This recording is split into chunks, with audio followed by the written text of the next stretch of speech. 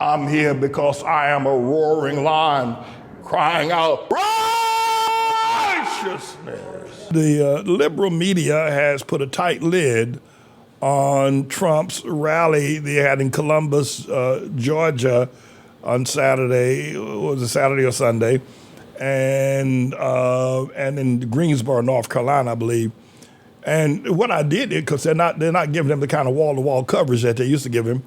What I did hear was that Trump had bought a whole mess of Jimmy John's sandwiches for people who came there. That's not a good sign. If you got to feed people to come to your rally, that's not a good sign. Now, I know you just heard me talk about how the 75 million people are supporting of him. What I didn't tell you is that ultimately it's going to wane. First of all, God's going to cripple a lot of these people for what their thoughts and their beliefs are. He's going to cripple them. The rest he's going to kill, and then he may just cripple and kill. So that will wane. But the fact that you got to buy sandwiches for a rally for 50,000 people doesn't mean that you're doing okay in terms of the public, people coming to aid you or stand in support of you. That's number one. But number two is that the liberal media are showing just snippets of his speech, just snippets. They're not giving 30 seconds of it, just snippets of what he's saying, because they're on the path, if you will, to make sure that Trump doesn't get any exposure beyond what they just have to give him. They tighten up on him. Now, I want to move on from that because we know we got the Fani Willis indictment coming up. Probably, this is June, probably in July, the Fani Willis indictment. I believe there's going to be indictment. And along with the Fani Willis indictment, not only but Trump, Lindsey Graham, Mark Meadows, and others will be indicted along. So it's only going to get worse as it goes along. I'm not sure how well. I watched Trump walk up the stairwell to his jet earlier today. He's obese. He's got age on him. And I don't know how well he's going to stand up. Going in and out of these courtrooms, trust me, I've been doing this, and it isn't easy. It isn't easy going in and out of these courtrooms. And when you're facing possible death, which is what we're facing, and Trump facing, humiliation, embarrassment, and death, I'm not sure he's going to be able to make it through this. I'm not sure his health is going to hold up. It might. Maybe he's got some good doctors around him, but it's going to take and then of course he got this Judge Eileen Cannon who's going to preside over the case. What she's going to do, nobody knows. But I'm not sto he's going to be able to make it through all of these indictments. He's indicted here in New York. He's indicted in Florida. He's going to be indicted in Georgia. I'm not sure he'll have the stamina, and I'm not sure that his followers will follow him. The January 6th event was, at that point, there were literally thousands of people willing to go to bat for him. The Proud Boys, the Oath Keepers, and a bunch of others were willing to go to bat for him. But they have been sentenced to 20 years in prison, some of them. And that leadership roster is gone. I'm not sure that the remaining of the Proud Boys or the Oath Keepers want to get involved in any altercation down in Florida with the courthouse officials and everybody else. I'm not sure they want to get involved in any altercation. I don't think that they're willing to go the last mile of the way. So though we have talked about what God's going to do to the MAGA nation, and they're going to be crippled, we need to then discover how much of this can Trump stand, because there's going to be a lot of pressure on him to deal with all these issues that he's dealing with. And finally, before I leave here today, I think that one of the things that needs to be discussed, and Jim Jordan ought to discuss this if he was half of a decent human being, is that Jared and Ivanka Kushner picked up more than $2 billion from Saudi Arabia by hanging around with Trump, by being Trump's daughter and Trump's son-in-law. And they walked away with all that money as a result of hanging around Trump. Now, Jared and Ivanka have made the decision they're not going to support Trump in his second bid. They're as quiet as a church mouse. They're not going to help him throughout this process. They walked away. I'm not sure how Trump's going to deal with that.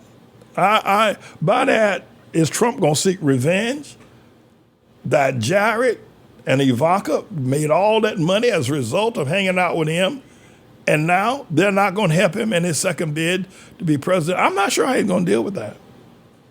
And my thinking is this, and I could be wrong, I think Trump is going to give up Jared because I think Jared has done some illegal things. I think Trump is going to give him up. I think Trump is going to give up Ivanka because essentially Ivanka and Jared have given up Trump. I think he's going to give them up to the Justice Department on things that they have done. He's going to testify against them in order they might get a lenient sentence when the real deal goes down. Because these are two skinflints that they ever were. That Jared Kushner is a snake if you ever seen one. And his wife is a scorpion if you ever seen one of those. So I'm not sure Trump's going to let them get away with getting all that money. $2 billion, that's more money than Trump got himself. So we're going to watch to see how all of this pans out. But I want to go back to the original thesis here, is that what Trump said, and he said it because he is the servant of Satan.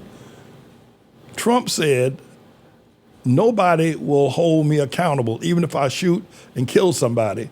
They will not come to the aid of the person that I kill. They will come to my aid and say to the law department, to the Department of Justice, to the police, leave me alone, me being Trump, because I'm Trump. And that is just a phenomena that we've not seen anything like that in the history of our nation. Wasn't like that with, if you will, President Richard Nixon. Nobody stood by him at that level. Wasn't like that in any other politician or any other group. We've never seen anything like this before. We've never, ever seen anything like this. And I think the key to all of this, and the thing that Trump is certainly concerned about, is that people actually believe that he can do these evil and wrong things and nothing should happen to him. He should not be held accountable. The problem is, and we'll have to cover this in the next segment because we don't have enough time to cover it now, can he win the presidency? Can Trump win the presidency while on indictment? Now, we have seen his poll numbers go up. He's at 61% now. I think Ron DeSantis is at 26%, and Mike Pence is 4%, Tim Scott 4%, and Nikki Haley maybe around the same thing. Can he win? Well, certainly he can win the Republican nomination. There's no doubt about that. But can he win the presidency? Well, the issue is that the reason why he's going to win the Republican nomination is because all the people that are running against him are all a bunch of scallywags. Most of them, except for maybe Asa Hutchinson, pardon me, Asa Hutchinson and Chris Christie. But the rest of them are a bunch of scallywags. Mike Pence got in when he got word that Trump was going to be indicted. They're banking that Trump won't be able to go the last mile of the way. And so they're going to rise to the top when Trump gets taken down by the fact he's got these indictments. But I think they're making a wrong calculation. I did say this was going to affect Trump's health, but I do also believe that Trump is going to get energized by this fight and will cause his poll numbers to go up. The problem is whether or not the people will stand with him throughout this process. But winning the nomination is pretty much a given, if you will, for Trump. But winning the presidency and running against Joe Biden, it's a toss-up, quite frankly. So if Trump becomes president again, if Trump becomes president again, understanding that he says, I can declassify documents just by thinking about it. If Trump says, if I do it, actually Richard Nixon said this as well. Richard Nixon said, if the president does it, it's not a crime. If Trump believes and his MAGA nation believes that he can shoot somebody and he should not be arrested, and this was before he became president, if he becomes president again, I think we're going to see the tribulation in full, if you will, ferocious force. I don't think that's going to happen, but I'm not ruling it out. I am not ruling out that he will become the president again. I'm not. I think more than the indictments Trump got weighs against him is his health. He's very obese, and I'm not sure he's told us the truth about his health. And going in and out of these courtrooms, being handcuffed and being fingerprinted and all that kind of a thing going on in his life, I don't think that he is going to, that's going to take a toll on him.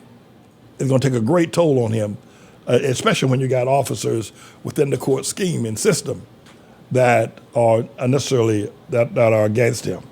So we'll see how all this turns out.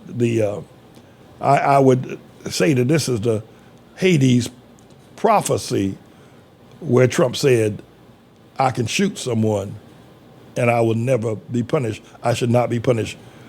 We want to not just look at the fact that his people will support him, but he really does believe in his heart.